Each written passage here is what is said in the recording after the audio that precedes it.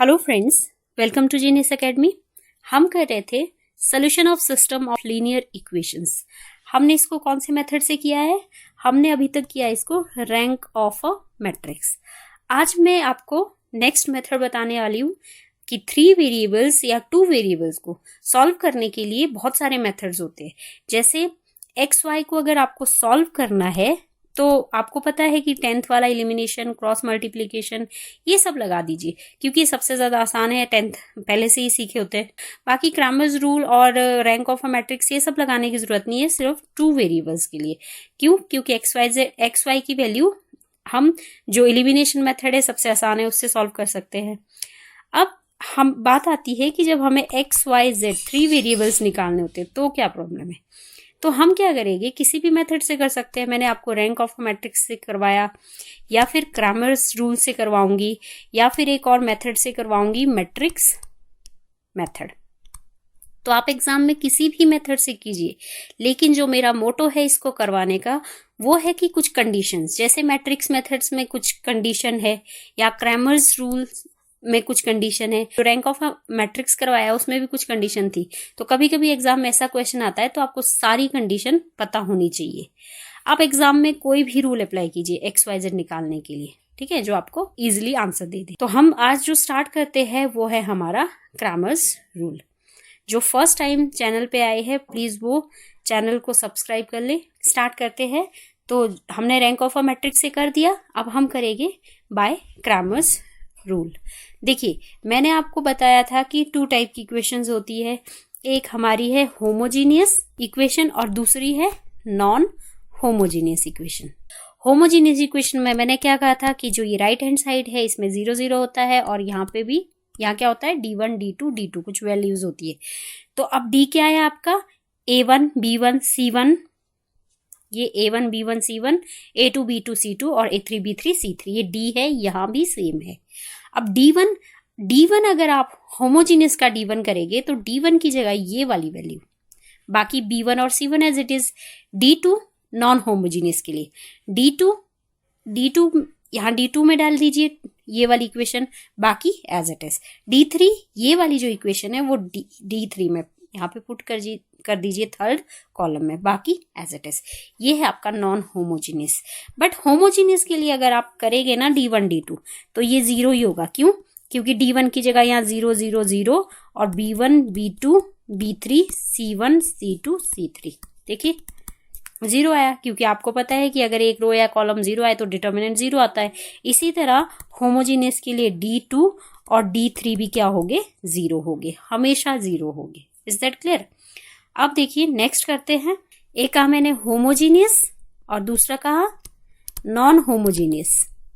सबसे पहले मैं नॉन होमोजीनियस के रूल बता देती हूँ। क्या करना है आपको, देखिए इसमें आपका या तो डिटर्मिनेंट 0 आएगा या डिटर्मिनेंट 0 नहीं आएगा। मतलब या तो d 0 आएगा या d 0 नहीं आएगा। Is that clear? तो अगर d आपका 0 नहीं आता तो क्या होगा, तो कंसिस्टेंट है विद यूनिक सोल्यूशन। जैसे हम रैंक में करते थे तो क्या होगा हमारा, कंसिस्टेंट विद यूनिक सोल्यूशन, जहां पे हमारी x की वैल्यू भी होगी, y की भी, z की भी, d1 bye d, d2 bye d और d3 बाय d। और अगर d आपका 0 आता है तो क्या होगा, d 0 आता है तो हमें फर्दर चेक करना है। फर्दर चेक करने के लिए क्या होगा, अगर d1 d2 और d3 ये भी 0 आते हैं आपके, तो इसमें भी 2 कंडीशन आती है। क्या? या तो ये कंसिस्टेंट है विद इनफाइनाइट मेनी सोल्यूशन, या फिर ये इनकंसिस्टेंट है। वो हमें कैसे पता चलता है, हम क्या करते हैं, यहाँ पे जो हमारे पास 3 इक्वेशंस है उसमें से कोई 2 इक्वेशंस ले लेते हैं, और जिसमें हम z क्या पुट कर लेते हैं, k पुट कर लेते हैं, और बाकी जो बची इक्वेशंस, जो 2 इक्वेशन ले लेते हैं कोई भी, उसमें से हम जो बाकी वेरिएबल बचे, z को तो k पुट कर लिया, यहाँ से x एंड y की इक्वेशंस फाइंड आउट करेंगे, वैल्यू फाइंड आउट करेंगे। ठीक है, तो अगर देखिए तो x एंड y की वैल्यू तभी फाइंड होगी अगर हमारा उसमें भी d क्या है, 0 नहीं होगा। D0 नहीं होगा तभी हम क्या कर सकते हैं, D1 by D, यहाँ भी D2 by D for 2 variables. ठीक है, यहाँ पे 2 इक्वेशन बन जाएगी। बट अगर हम इसमें चेक करें, यहाँ पे फिर से हमारा ऐसे ही करेंगे, z is equal to k करके पहले हम d चेक करेंगे। d अगर हमारा यहाँ पे 0 आ जाता है तो आगे करने की जरूरत ही नहीं है, तो हमारा क्या होगा, इनकंसिस्टेंट होगा। और अगर हमारा d 0 नहीं है तो हमें x एंड y की वैल्यू सॉल्व करनी है। फिर हम z is equal to k put करेंगे थर्ड इक्वेशन में, z is equal to k और x एंड y की वैल्यू पुट करेंगे। जब क्वेश्चन आएगा तो आपको समझ आ जाएगा। और अगर आप वो 2 इक्वेशन में सॉल्व करेंगे, d आपका 0 आता है तो डायरेक्ट इनकंसिस्टेंट है। एक इनकंसिस्टेंट कब होता है, जब आपका d तो 0 है but at least one of d1, d2 और d3, at least one of d1, d2 और d3 is not equal to 0, तब आपका क्या होगा, इनकंसिस्टेंट, डायरेक्ट इनकंसिस्टेंट। तो इनकंसिस्टेंट तो तब d0 है, d1, d2, d3 में से कोई 0 नहीं होगा तो इनकंसिस्टेंट। लेकिन d0 है, सारा d1, d2, d3 भी 0 है, तो आपको अप्लाई करना है, या तो कंसिस्टेंट होगा या फिर इनकंसिस्टेंट होगा। तो आप 2 इक्वेशन उठा के d चेक कीजिए, d आपका 0 नहीं आता तो आप पक्का consistent with infinite many solution है, d0 आता है तो उसको छोड़ दीजिए। ये है फॉर नॉन होमोजीनियस। होमोजीनियस के लिए क्या करेंगे, होमोजीनियस के लिए आपके पास सिर्फ 2 ही होगा, इसमें इनकंसिस्टेंट नहीं होता कभी भी, इसमें कंसिस्टेंट ही होता है। तो एक तो d0 होगा या फिर d0 नहीं होगा। d अगर 0 नहीं होगा तो हमें पता है कंसिस्टेंट ही है, जैसे यहाँ पे है, तो क्या होगा, consistent with unique solution. Unique solution क्या हो गए, d1 मैंने क्या कहा था, होमोजीनियस में d1, d2, d3 तो हमेशा 0 ही हो गए, तो यहाँ पे x 0, y 0 और z 0 होता है, consistent with unique solution. And एक और चीज बोलते हैं ट्रिवियल सोल्यूशन। और अगर आपका d 0 है तो आपको पता है फिर भी क्या होगा, कंसिस्टेंट ही होगा, क्योंकि होमोजीनियस के लिए इनकंसिस्टेंट होता ही नहीं है। d0 है तो consistent with infinite many solution. सारे सेम ही है, रैंक वाला भी कुछ ऐसा ही था, नेक्स्ट करवाऊंगी तो मैट्रिक्स मेथड वो भी ऐसा ही है। अब फटाफट क्वेश्चन करते हैं, तो देखिए कैसे सॉल्व होते हैं आपके क्वेश्चंस। फर्स्ट क्वेश्चन है, solve the following system of equations. देखिए सबसे पहले हम क्या करेंगे, आपको पता है नॉन होमोजीनियस इक्वेशन है, 5 - 7 1, 6 - 8 -1, 3 2 -6। डी सॉल्व करेंगे, डी फटाफट सॉल्व करेंगे। 5 और ये हुआ 48 + 2 50 + 7 -36 + 3 -33 + 1 and 12 + 24 36। That means ये आया 250 - 231 + 36 which is equal to 55। D आपका 0 नहीं आया तो हमें पता चल गया यूनिक सोल्यूशन है। अगर सिर्फ ऐसा पूछा होता है कौन सा सोल्यूशन है, तो यूनिक सोल्यूशन विथ कंसिस्टेंट ही होता है। अब हमें अगर पूछा है कि XYZ की वैल्यू भी निकालिए, तो हम क्या करेंगे, D1 सॉल्व करेंगे। D1 मतलब 11 15 7, ये वाली इक्वेशन D1 की जगह, बाकी as it is -7 -8 -2 1 -1 and -6। Clear, तो फटाफट सॉल्व करते हैं। D1 तो ये हो गया 11 50 + 7 और 90 + 7 + 1 36 + 56। तो डायरेक्ट सॉल्व कर देते हैं। 550 और ये बचा 83 7 जा -83 बचा +86, तो ये भी आपका 55 आ रहा है। तो D1 भी आपका 55। अब D2 भी सॉल्व कीजिए, तो आप 5 6 3 एज इट इज, 11 15 7 1 -1 एंड -6। तो ये भी आप सॉल्व करेंगे तो ये आ जाएगा 83 -11 -33 + 1 -3। अब सॉल्व कीजिए, आ रहा है -55। अब हो गया D1 D2 और ये D2 था, ये आपका D1 फाइंड हो गया, D2 फाइंड हो गया, ये D1 ये D2 एंड एक और बचता है D3।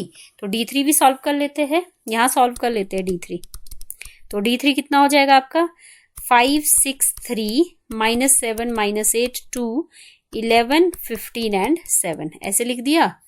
डिटर्मिनेंट करना है इसका, तो डिटर्मिनेंट आप करेंगे तो इसका D3 इक्वल टू ये भी आपका -55 आ रहा है। तो मैंने क्या कहा कि XYZ की वैल्यू कैसे निकालते हैं, X D1 बाई D तो 55 ही है, और नेक्स्ट D1 ये है, next D2 by D -55 and next Z D3 by D, तो -55 बाई 55। दैट मीन्स X आपका 1, Y आपका -1 एंड Z आपका -1। तो आपका XYZ की वैल्यू भी आ गई और यूनिक सोल्यूशन भी पता चल गया। नेक्स्ट देखिए, इसमें आपको फटाफट D निकालना है, तो क्या हो जाएगा 1 1 1 1 2 3 1 3 5।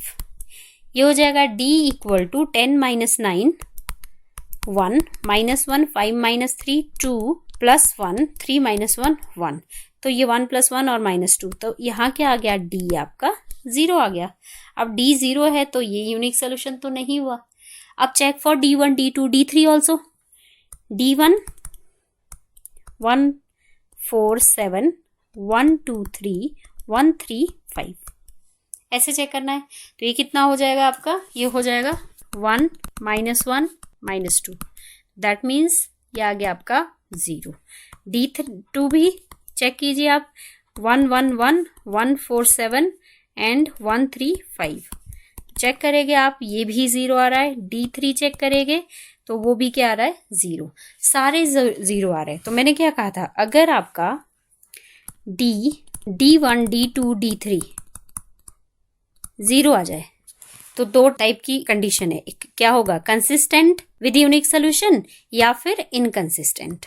तो हमें क्या करना है, कंसीडर एनी टू इक्वेशंस, ये वाली दो ले लेते हैं इक्वेशन, और जिसमें Z इज इक्वल टू हम क्या मानते हैं, K मानते हैं। तो कैसे होगा ये, देखिए X + Y पहली इक्वेशन, 1 - Z मतलब 1 - K।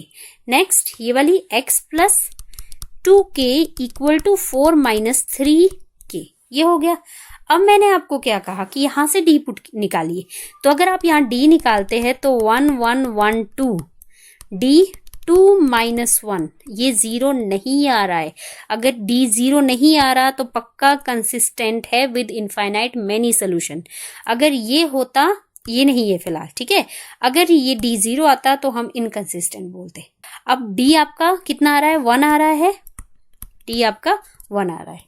अब सॉल्व कैसे करते हैं, देखिए फटाफट सॉल्व कर देती हूं मैं इसको। आपको यहां से D1 और D2 निकालना है। तो सबसे पहले D1 की जगह जो इक्वल टू के उस तरफ था 1 - Z 4 - 3Z, Z की जगह चलो K लिख लेंगे, कोई बात नहीं। देखते हैं कितना हो जाएगा, 2 - 2Z -4 + 3Z, तो ये हो गया Z -2 मतलब K लिख लो, K -2। इसी तरह D2 आपका 1 1 1 - K 4 - 3K, तो ये हो जाएगा आपका -2K + 3। मैंने क्या कहा था कि X और Y की वैल्यू निकलती है जब आप Z is equal to K put करते हैं, तो X एंड Y की जो रिमेनिंग 2 वेरिएबल्स है उसकी वैल्यू निकलेगी। D1 by D, K -2 by 1, D तो 1 है, और यहाँ भी D2 बाय 1 होगा, और Z कितना है, K है, ठीक है। ये जो 3 इक्वेशन है ये आपकी थर्ड इक्वेशन में पुट करनी पड़ती है। थर्ड इक्वेशन कौन सी है, ये वाली, इसमें पुट करनी पड़ती है। अगर left side is equal to right hand side आता है तो मतलब आप सेटिस्फाई इक्वेशन है, तो ये इनफाइनाइट मेनी सोल्यूशन है, ठीक है। ये X एंड Y Z की वैल्यू निकल गई, K की वैल्यू आप कुछ भी पुट कर सकते हैं, बट मैं बता रही हूं कि कैसे आप सेटिस्फाई करा सकते हैं इक्वेशन। तो सेटिस्फाई कराने के लिए क्या करेंगे, X + 3Y + 5Z, बार बार नहीं करवाऊंगी, एक क्वेश्चन में करा दिया। तो K -2 + 3 -2K + 3 + 5K, अब ये 7 आना चाहिए, तो ये हो जाएगा K -2 -6K + 9 + 5K। ये देखिए ये और ये -5K आ रहा है तो कैंसिल हो जाएगा, और -2 + 9 7, तो 7 = 7, इक्वेशन सेटिस्फाई होगी। तो बस मेरा कहने का ये मतलब था, अगर एग्जाम में आता है डायरेक्ट की कंसिस्टेंट है इनकंसिस्टेंट है तो हम यहीं पे रोक देंगे, ठीक है। और अगर आपका सॉल्यूशन फाइंड आउट करने के लिए आता है तो आपको XYZ फाइंड करना पड़ेगा। नेक्स्ट देखिए, नेक्स्ट में हमें D की वैल्यू निकालनी है, तो D देखिए आप, D सॉल्व करते हैं फटाफट। ये हो जाएगा 1 - 3 5 2 minus 6 10, 3 minus 9 and 15। डी को अगर हमें सॉल्व करना है तो हम यहाँ से -3 अगर कॉमन ले लेते हैं, यहाँ से या यहाँ से कहीं से भी ले लो, C1 या C2 या C3 से, तो -3 कॉमन ले लेते हैं। 1 2 3 1 2 3 5 10 एंड 15। हमें दिख क्या रहा है, हमें C1 और C2 जो है आइडेंटिकल है। तो अगर दो रोज या दो कॉलम्स आइडेंटिकल होती है तो उनका डिटर्मिनेंट क्या होता है, 0। दैट मीन्स ये कितना आ गया, 0। इसी तरह अब हमें चेक करना है D1 D2 और D3 के लिए। तो D1 है 4 11 एंड 12, -3 -6 -9 5 10 एंड 15। अब देखिए अगर मैं यहाँ से -3 कॉमन ले लूंगी तो क्या बचेगा, 1 2 3, और यहाँ से आपका 5 कॉमन ले लेंगे तो 1 2 3, तो बाकी 4 11 एंड 12।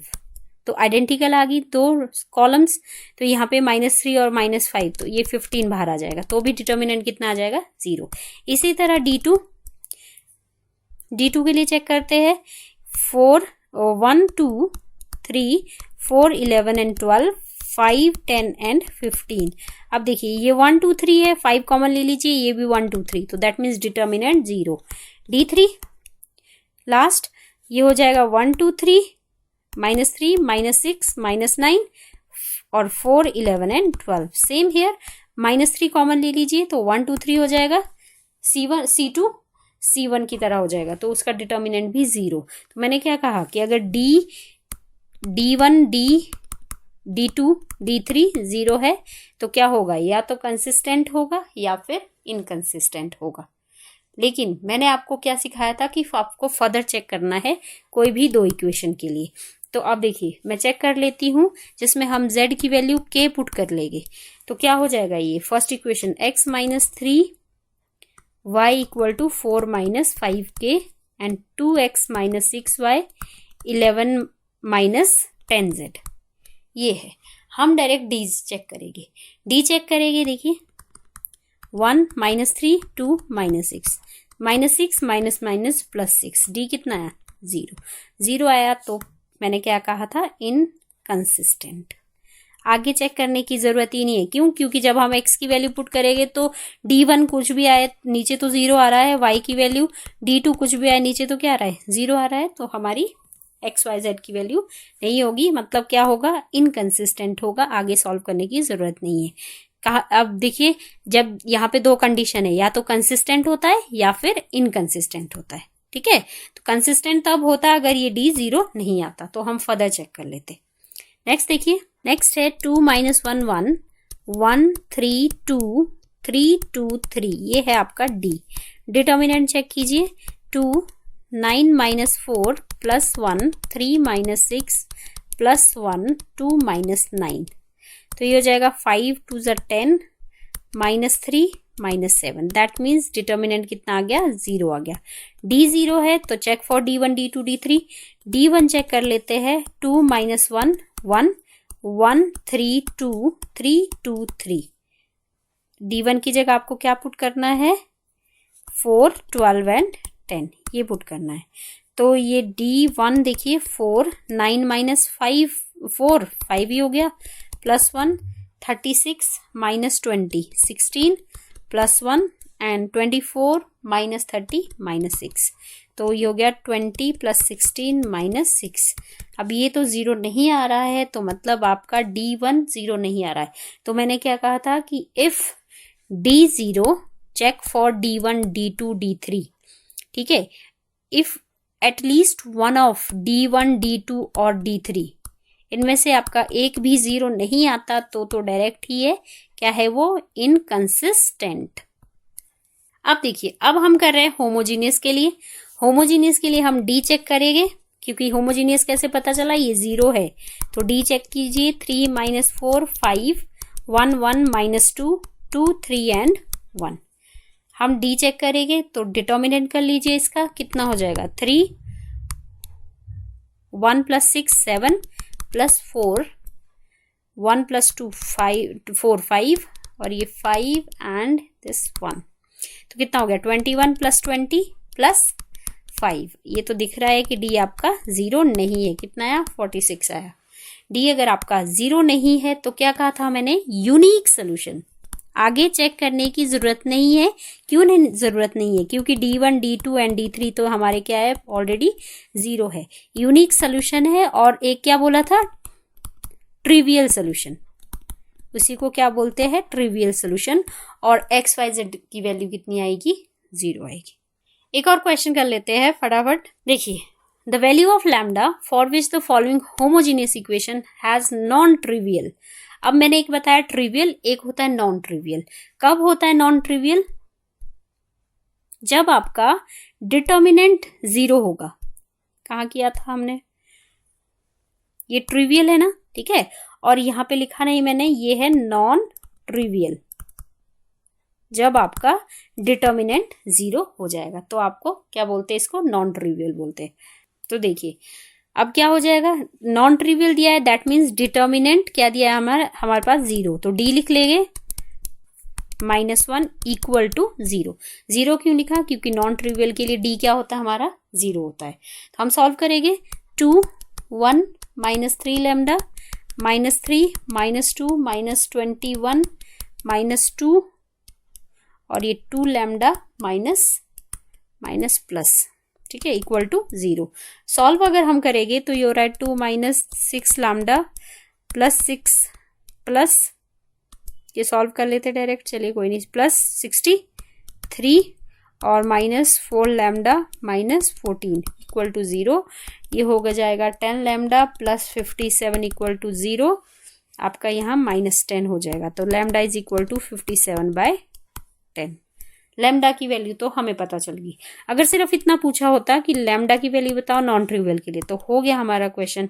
लेकिन आगे पूछा है find the solution. Solution find करने के लिए वही सब करना है हमें। क्या करते हैं हम, जो स्टार्टिंग की 2 इक्वेशन है, 2x + 3y equal to 2k, 2z, z को हमने क्या पुट किया, k, 2x - y equal to 3z, लेकिन माइनस में। d चेक करो, d2 3 2 -1 -2 -6 कितना हो गया, -8, 0 के बराबर नहीं है, ठीक है। तो ये आपको पता है कंसिस्टेंट है with infinite many solution, consistent with infinite many solution. यहां पता चल गया मेरे को कंसिस्टेंट है इनफाइनाइट मेनी सोल्यूशन। अब अगर आपने XYZ की वैल्यू अगर आपको x और yz की वैल्यू निकालनी है, z तो हमारा पहले से ही k है, x एंड y निकालना पड़ेगा। कैसे निकालते हम, यहाँ से D1 D2 सॉल्व कीजिए। D1 कितना हो जाएगा, 2k -3k और ये है 3 और -1, सॉल्व करेंगे तो -2k + 9k, तो 7k हो गया।